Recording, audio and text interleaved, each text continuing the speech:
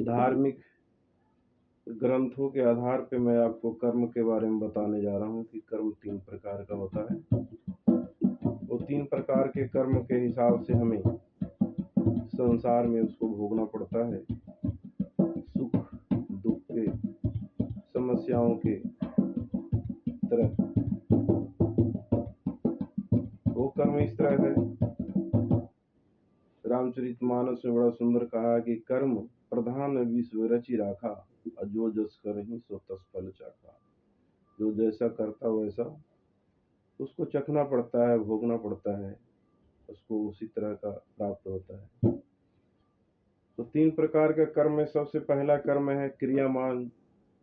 मैं एक उदाहरण के तौर पे आपको समझाना चाहता हूँ कि क्रियामान कर्म वो है, मान लिया किसी दुकान से मैं कुछ सामान लिया और उस सामान के बदले में तुरंत पैसा दे दिया, वो क्रियामान कर्म होता है। और उस दुकान से दूसरा जो कर्म है वो संचित कर्म है। उस दुकान से सामान लिया और मैंने उधारी कर लिया, वो पैसा नहीं दिया तो संचित हो गया, कभी न कभी देना पड़ेगा। देने के बाद ही वो क्रियामान में आएगा और फिर वो खत्म होगा, इसलिए वो संचित कर्म नहीं जमा हो जाता है। फिर वही कर्म जो सामान लिया वो पैसा नहीं दिया और ना देने के बाद भी इस जन्म में ना दिया, पिछले जन्म में अगर जन्म लेता हूँ और वो कर्म रह जाता है, वो पैसा नहीं दे पाता हूँ, तो क्रियामान बन करके हमें वो पैसा देना पड़ता है। जैसे इस तरह समझ लीजिए,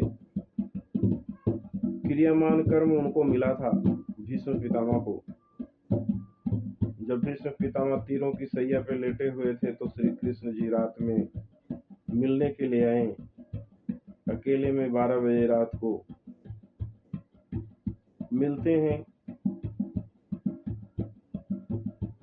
पितामह की श्री कृष्ण जी को प्रणाम करते हैं, वो भी प्रणाम करते हैं। श्री कृष्ण जी से पितामह पूछते हैं कि केशव ये बताओ कि मैंने कौन से जन्म में ऐसा कर्म किया जिसके कारण आज मुझे तीरों की सैया पे लेटना पड़ रहा है। श्री कृष्ण जी कहते हैं कि तुम तो आत्मज्ञानी हो, अपने भीतर ध्यान लगाओ और देखो कि कौन से जन्म में ऐसा कर्म किया जिसके कारण आज तीरों की सैया पे लेटना पड़ रहा है।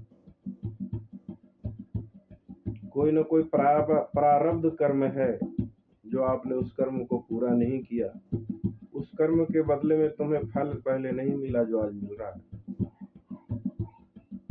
30-35 जन्म 36 जन्म तक देखते हैं अपना ध्यान लगा करके, तो उसमें ये ध्यान टूटता है और श्री कृष्ण से बताते हैं कि मैंने ऐसा कोई कर्म नहीं किया जिसके कारण मुझे तीरों की सैया पे लेटना पड़े।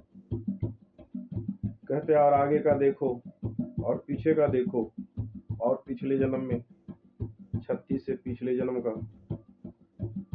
पितामह कहते हैं मेरे शरीर में तीरों के चुभन के कारण इतना दर्द हो रहा है कि ध्यान ही नहीं लग रहा है। शरीर पे हाथ फेरते हैं श्री कृष्ण जी, दर्द खत्म हो जाता है और ध्यान लगाते हैं और देखते हैं कि 72वें जन्म में पितामह एक राजकुमार थे, घोड़े पे सवार होके आ रहे थे, हाथ में भाला था। रास्ते में एक सांप रेंगता हुआ आ रहा था, उस भाला से उस सांप को भोंका और उछाल करके फेंका, जो एक बेरी के पेड़ पे जाकर के गिरा। उस बेरी के पेड़ पे जितने कांटे उस सांप के अंदर चुभा हुआ था, उतने ही अपने तीर को भी गिन रहे हैं कि उतने ही तीर मेरे शरीर में भी चुभा हुआ है। जो आत्मा उस समय उस सांप के अंदर था, वही आत्मा आज अर्जुन के अंदर था।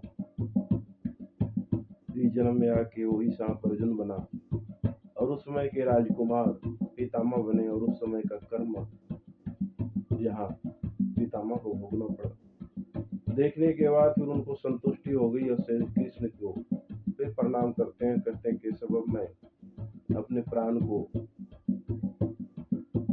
बहुत सहजता से त्याग सकता हूँ, क्योंकि मैं इसीलिए विचलित था कि मैंने कोई ऐसा कर्म नहीं किया जिसके कारण, लेकिन आज पता चल गया कि हमें ऐसा कर्म 72वें जन्म पहले ही किया था जिसके कारण आज मुझे तीनों की सैया पे लेटना पड़ रहा है। तो ऐसे ऐसे ही कहानियां मैं आपके लिए लाता रहूं, इसलिए आप लोग सभी सब्सक्राइब कीजिए, लाइक कीजिए, ताकि जो भी इस तरह का वीडियो बनाऊं आप तक पहले पहुंचे। और एक वीडियो बनाने वालों का भी चाह होता है कि सब्सक्राइब करें, लाइक करें देखने वाले लोग, इससे उनका भी मनोबल बढ़ता है, हौसला बढ़ता है। धन्यवाद।